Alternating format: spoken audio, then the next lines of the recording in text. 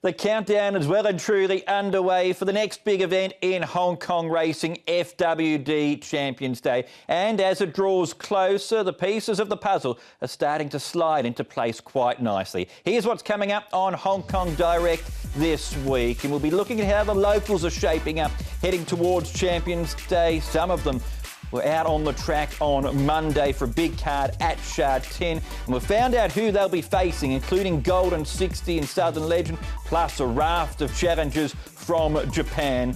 And we'll be learning a bit more too about an informed jockey and a new jockey to Hong Kong racing, and that is Ruan Maia. I'm Edward Sadler. It's terrific to have your company on this edition of Hong Kong Direct, and it's a pleasure to be joined by Trenton Akers from the South China Morning Post. Welcome back to the show, Trenton. Thanks, Ed. It's great to be here again. It's an exciting time of the year, isn't it? We're kind of moving into our last big day here in Hong Kong before the Champions in Chada later in the year. But this is the last hurrah for a lot of these Group 1 horses. It is. It's our second biggest meeting for the season and the biggest for the second half of the season. Monday we had the two Group 2 local lead-up races, and then a couple of days after that the fields were announced. So we're getting a bit more clarity about the picture for FWD Champions Day, aren't we? Yeah, that's right, and we suspected it for a while, but the Japanese are coming, especially in the Kiwi too, aren't they? Like they've almost got half the field, and it's a very strong team of four that they're bringing. So, you know, they're going to be extremely hard to beat. They've shown that time and time again, so that'll be a good test. We're going to expand upon the Japanese challenges later on in the show for Champions Day, but on the track, the big news this week, Karis Teeton, he had a night to remember at the Valley on Thursday. Yeah, 4 winners, they're hard to come by any time, but especially when Joe Moreira and Zach Pertner are in the form they're in. But you're right, it was a very big night for Karis, and he'd just kind of been meandering along a bit compared to his previous couple of seasons. So he'll be stoked to get that and give him a bit of a kick along, and I believe that that was 50 for him as well. He raised the bat for the season, so good on him. Yeah, super night for the Mauritian Magician with 4 winners on a 9-race card. But let's go back earlier in the week to Easter Monday racing, a big day with 2 Group 2s on the card, whetting the appetite for Champions Day later in the month. To tell us how it all unfolded, here's Doug Chalmers. Monday's Group 2 doubleheader was supposed to add clarity to the local pecking order heading into FWD Champions Day at the end of the month, but if anything, the 2 races simply muddied the waters. The first of the features was the Group 2 Chairman's Trophy over 1,600 metres, where Ricky Yu's Mighty Giant ran the race of his life under an inspired front-running ride from Neil Callan. Mighty Giant, he still leads by a length. Southern Legend grinds away from Champions Way. Mighty Giant is still in front. Southern Legend won't get him. Pretty positive, small field. We are one of the youngest, and the horse that supposed to lead is Scratch. So we had a soft lead or 6 second, good spot, and especially but the jockey knows him well. This is plays an important part. Race favourite Waikuku finished along last in the race, and he'll now miss the FWD Champions Mile as the dual Group 1 winner pulled up with a substantial amount of blood in his trachea. A new generation of sprinters were expected to make their mark in the Group 2 Sprint Cup, but Amazing Star had other ideas, producing an upset victory at 178-1, and it wasn't just the punters who were stunned by the result. Amazing Star is trying to run him down. Stronger flies late. It's Amazing Star. Yes! Amazing Star won the Sprint Cup. I still not believe it. Yeah, because maybe the pace is a bit fast, and that's suitable for him, and he get a comfortable race, and then after that he get a little bit last, so that's why he can win. There's many luck. After the start, I don't think he can win. Only the last 200, I think, get a chance. That's why. So in the beginning of the race, I don't think I can get any can get winners. So I hope that he can run pace. Is good for him already. Amazing Star's next assignment will be the Chairman's Sprint Prize after he was a supplementary entry along with Stronger and Beauty Applause. On a day of upsets, it's also worth noting that star Hong Kong gallopers Golden 60, Exultant and Furore missed Monday's meeting to stay fresh ahead of FWD Champions Day on April the 25th, as they prepare to fend off an almighty challenge from the land of the rising sun. Let's expand upon some of those points then, Trenton, from Monday's meeting. Starting off with the Chairman's Trophy, won by Mighty Giant. 1400 metres had been his trip, but a soft lead out in front saw that he was able to get the mile strongly in that case on Monday. Yeah, and I reckon you'll find that the scratching of Carrying Star on the morning of the race probably played a bigger than expected role. Like, no one probably thought Mighty Giant would be able to roll along in front uncontested like he did, and you know it proved the difference in the end. So credit to Neil Callan, it was a great ride, and I thought Waikuku, well, he was obviously the disappointment, and he actually did the same thing in the same race this time last year. So it's he might not like racing in April. Yes, he had a bad April really the last couple of years as things have turned out. This clearly isn't his time of the year. As Doug mentioned, he won't be there on Champions Day, but Southern Legend, all being well, he's trying to defend his title in the Champions Mile. He had the £5 penalty to carry. What did you make of his run? Well, he's as honest as ever, isn't he? You'd love to own the horse. He just keeps fronting up. He never runs a bad race. And he just, the age doesn't bother him at all. He just seems to keep going along, and he's a good money spinner. So Casper Founds has done a great job with him, and you just know in a small Champions Mile he's going to be there or thereabouts. He doesn't quite have the brilliance of Golden 60, I don't think, but he's going to be around the mark, and he's a good measuring stick, I think. And in the Sprint Cup, Amazing Star. We know he's a good horse. He won 4 times last season and was the most improved horse officially in Hong Kong. But did you see a performance like that coming? Oh, who did, Ed? That was something else, wasn't it? I wouldn't mind having something on it at those odds, but I mean, even the connections, you only got to look at what they thought of it. They didn't even have him nominated for the Group 1. So, you know, it was a surprise, but, you know, again, credit to Jimmy Ting and to Wagner Borges. They pulled it off, and they got the win. So, Group 2 win. And as you said, he always flashed the ability, especially at Happy Valley. He used to show a stack of speed and was hard to beat, but he stepped it up a level there. He certainly did. That was actually his first ever win at Sha Tin too. So that was Monday's action. Later on this week, we learned who will be there from Japan and Hong Kong for FWD Champions Day. And the most valuable race on that program is the $25 million FWD QE2 Cup. Selected runners for the FWD QE2 Cup 2021. Battle of speed and resilience. Glory Vase. Glory Vase is powering away from Herrera, from Exultant and Lucky Lilac, and it's the empire that is Japan winning the Vase again. Exultant. Exultant leads. Furore still a length to make up. Deneagle Way. It's QE2 redemption for Exultant. Daring Tact. It's Daring Tact, Magic Castle, and wider out, starting to run on soft fruit. It's Daring Tact. She's going to do it. She's going to take the Triple Crown. Loves Only You.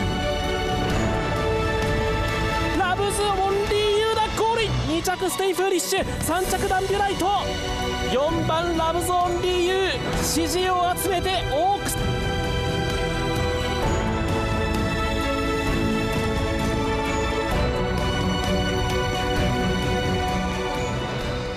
A field of 9 to contest the QE2 Cup for 2021. 5 from Hong Kong, 4 from Japan. Are these big international meetings, Trenton? We like to have a headline act from overseas. Do we have one in Daring Tact? Yeah, I think we do. She just adds a real level of intrigue to it, to just see how that form out of Japan stacks up out of that Triple Crown. And again, and it's going to be a good measuring stick. You know, with the likes of Loves Only You comes from Dubai, so you know that's got the Mishrif angle as well. So that's you know, it's going to be a good race, and I think they've probably got the class edge on the Hong Kong horses at the moment. So they might be racing against each other at the top, but you'll get a good sense of where everyone's at after the race. That's for sure. Well, Daring Tax won 5 from 7 and she was flying home at her lead-up run in Japan. We've seen Love's Only You started this year in great fashion with a strong performance at the start of the year in Japan and ran really well for 3rd in Dubai, as you mentioned. Glory Vase, we know how good he is too, based off what he did a couple of years ago at the international meeting. So these are proven top-class performers from Japan. Well, Glory Va's performance in the Hong Kong Vase, that was sensational, wasn't it?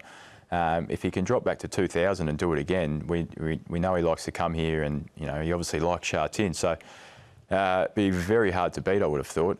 You know, any of those 4, Kaseki, you know, comes here and he bombed the start last time he raced at Sha Tin and never really had a shot, but seems like he's a different horse now.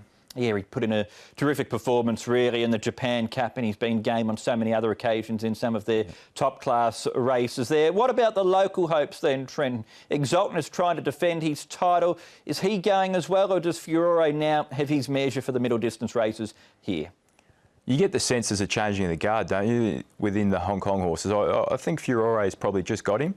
You know, he's a younger horse, he's fresher legs, and Exultant, there's been a lot of gut busters. There's only so many times you can go to the well, and he's certainly gone plenty of times. And I think it's an interesting angle for someone like Zach Purton and even Joe Moreira.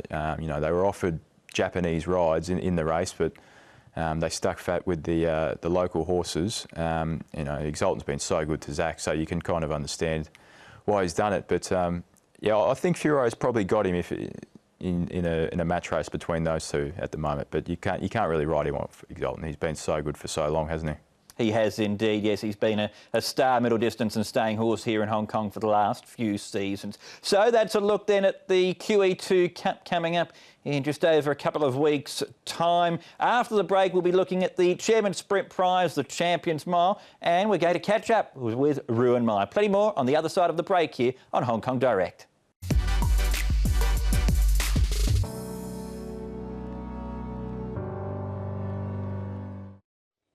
Welcome back to Hong Kong Direct. Trenton Akers from the South China Morning Post, my special guest, is still here in the studio with me. But one thing we like to do on the show is help you learn a bit more about the key players in the Hong Kong racing industry. And someone who's recently come over to Hong Kong is Ruan Maia, and he's the subject of our latest Weighing In.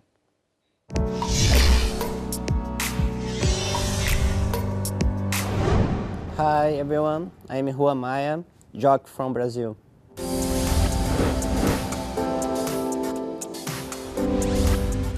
Because when I'm a kid, my father is heavy horse farm. So when I grew up, I always riding horse farm. So when I saw first time horse race, and I wanna become jockey.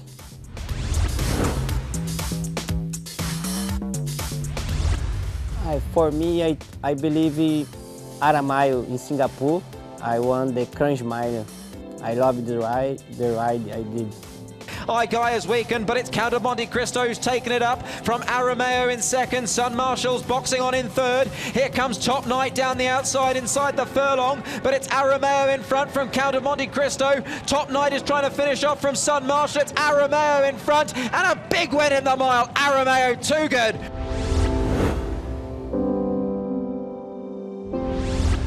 My history is Moreira always, because when I started apprenticeship, I saw Moreira, top jockey, main winner. So after that, I became friends with him. So this is very good for me. Yeah, he's very quiet guys, but very happy, give our support for me. So that's nice.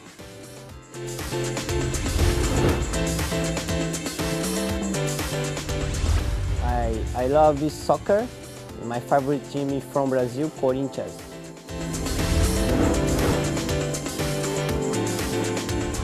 Yeah, it's funny history, I think, in Brazil, because have one group race and then don't get to ride in this moment.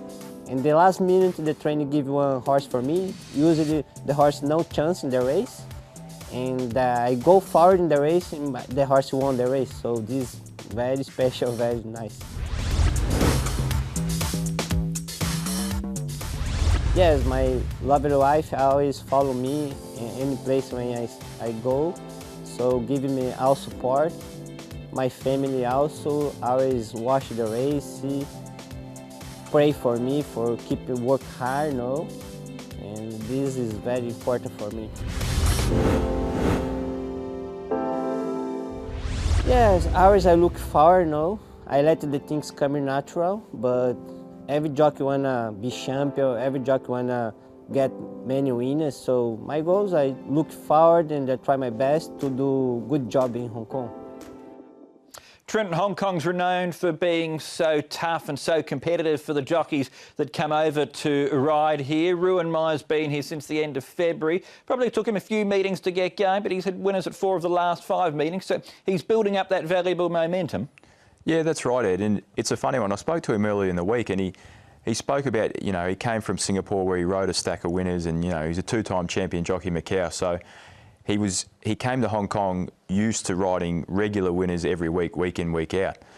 So he spoke about, it's different. He's got to adapt to coming here and playing his role. And he went a month without riding his first winner. But as you said, he's got a bit of a role going on there, and he's rode 4 in his last 5, I believe it is. And he was saying how it feels like the weight of the world is lifted off his shoulders as a result of that. So.